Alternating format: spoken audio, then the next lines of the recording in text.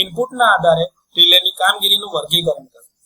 તો ઇનપુટના આધારે રિલેની કામગીરી કરવામાં જો વર્ગીકૃત કરવામાં આવે તો પહેલા છે પ્રાઇમરી રિલે, બીજા છે સેકન્ડરી રિલે અને ત્રીજા છે શન્ટ રિલે. આમાં પ્રાઇમરી રિલે એટલે કે પ્રાઇમરી રિલે સીધા પાવર સર્કિટની સાથે જોડાયેલ હોય છે અને સંપૂર્ણ લાઇન કરંટ અથવા તો લાઇનના વોલ્ટેજ જે છે એ રિલેને ડાયરેક્ટ આપવામાં આવે છે, એટલે કે એને ઓપરેશન માટે સીધા લાઇન કરંટ અને લાઇન વોલ્ટેજની જ વેલ્યુ આપવામાં આવે છે. રિલે વાસ્તવિક ઇનપુટ એટલે કે સિસ્ટમના કરંટ અથવા તો વોલ્ટેજ પર જ કાર્ય કરે છે, એટલે કે આમાં કોઈ પણ પ્રકારના ઇન્સ્ટ્રુમેન્ટ ટ્રાન્સફોર્મર એટલે કે કરંટ ટ્રાન્સફોર્મર અને પોટેન્શિયલ ટ્રાન્સફોર્મરની જરૂરિયાત રહેતી નથી. હવે બીજા પ્રકારના રિલે છે સેકન્ડરી રિલે. તો સેકન્ડરી રિલે જે છે ઇન્સ્ટ્રુમેન્ટ ટ્રાન્સફોર્મર્સ એટલે કે કરંટ ટ્રાન્સફોર્મર અને પોટેન્શિયલ ટ્રાન્સફોર્મર દ્વારા પાવર સિસ્ટમની સાથે જોડાયેલા હોય છે.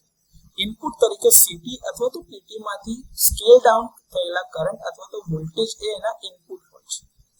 શન્ટ રિલે તો શન્ટ રિલે મુખ્ય સર્કિટ સાથે પેરેલલ એટલે કે શન્ટમાં જોડાયેલ હોય છે અને વોલ્ટેજ દ્વારા જ એને એનર્જાઇઝ કરવામાં આવે છે.